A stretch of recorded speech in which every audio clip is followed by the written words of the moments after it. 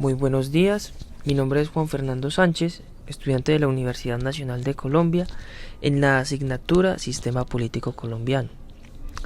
El día de hoy vamos a hablar sobre el Frente Nacional y sus repercusiones negativas para la gestación de grupos al margen de la ley y posteriores efectos negativos en nuestra actual sociedad.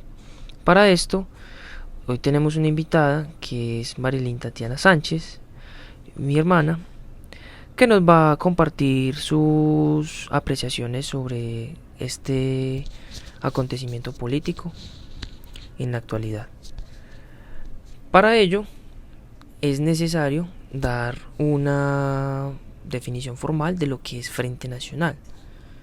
Podríamos decir a grandes rasgos que Frente Nacional es un término que se refiere a un acuerdo político histórico que se llevó a cabo entre 1958 y 1974.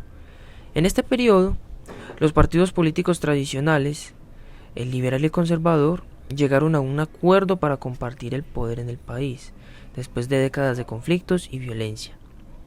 Este acuerdo se caracterizó por ser un pacto de unidad nacional, en el que ambos partidos acordaron trabajar juntos para sacar al país adelante. En este sentido, el Frente Nacional se convierte en una especie de gobierno de coalición, en el que se busca la estabilidad política y la reconciliación nacional, después de un largo periodo de enfrentamientos violentos entre ambos partidos. En términos políticos, el Frente Nacional se tradujo en la alternancia en el poder entre los partidos liberal y conservador, quienes se repartieron la presidencia de la República durante los 16 años de duración de este mismo periodo. Además, se establecieron ciertas medidas para garantizar la participación de ambas fuerzas políticas en la administración del Estado y se impulsaron políticas públicas para promover la integración social y el desarrollo económico del país. Cabe destacar que el Frente Nacional tuvo un impacto significativo en la historia, dado que permitió superar todo este contexto enmarcado en violencia política que había prevalecido durante varias décadas. Sin embargo, también es cierto que este acuerdo tuvo sus críticos, quienes argumentaban que generó una concentración de poder en manos de los partidos tradicionales y negó la participación de otras fuerzas políticas que no representaran estos dos partidos. En este contexto, Marilyn, ¿qué impresiones tienes sobre este acontecimiento político y qué repercusiones ha tenido en la actualidad? Juan, muchas gracias por invitarme a tu podcast y es una pregunta compleja, pero igual recordemos que por allá desde el 48 con lo que pasó con Gaitán había un descontento en Colombia y más que todo por las personas que hacían parte del Partido Liberal, pues se venían, digamos, asesinando y había ciertos actos delictivos a la hora de montar gente al poder.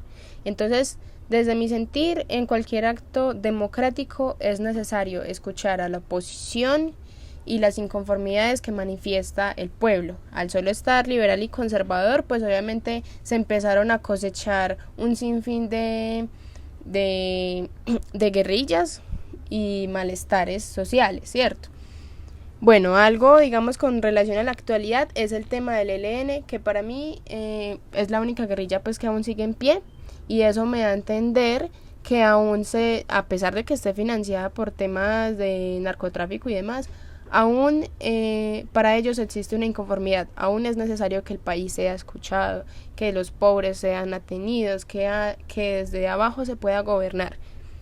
Y eso es más o menos lo que siento, si bien sí ayudó en su momento el Frente Nacional, digamos dejó de escuchar a los otros. También me recuerda mucho el libro La Franja Amarilla, de William Ospina. Y eso, gracias. Gracias, Marilyn. Bueno, sobre este punto hay que hacer una serie de salvedades, y es el hecho de que el Frente Nacional como proyecto político en última instancia fue un gran fracaso, podríamos decirlo así. Lo que se buscaba con el tema de la coalición y la distribución equitativa del poder no resultó que nada más ni nada menos que en la prórroga del antiguo modelo de gobernanza que se venía dando durante el bipartidismo en los siglos en el siglo pasado, el siglo antepasado, donde precisamente las oligarquías, pues las altas élites, perpetraban sus intereses a consta de el clamor popular, del clamor del pueblo, de las personas del común, las personas que constituyen la fuerza laboral, la fuerza económica, la fuerza agraria, en todos los sentidos, pues, del país. Esto como producto lo que generó fue lamentablemente la gestación de grupos subversivos, como coloquialmente se le dicen guerrillas, los guerrilleros, que en sus inicios no tenían otra intención u otras motivaciones que no fuesen las más elementales en cualquier sistema democrático en el mundo, que contemplen participación política, igualdad de oportunidades en las esferas sociales, condiciones dignas de trabajo, condiciones dignas de enriquecimiento, acceso a mecanismos de educación, a mecanismos de libre competencia, pero que al contrario lo que se les hizo fue reprimirlos, abandonarlos, y en el peor de los casos perseguirlos políticamente.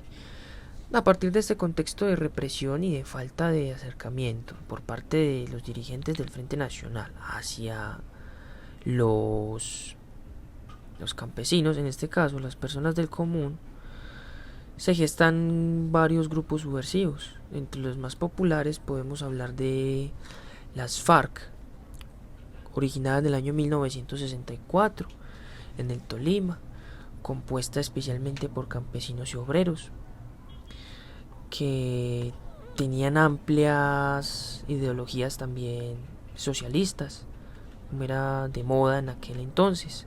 Podemos hablar también del ELN en 1964, con la máxima figura ideológica al mando, que era Camilo Torres, con su teología de la liberación en la región del Santander.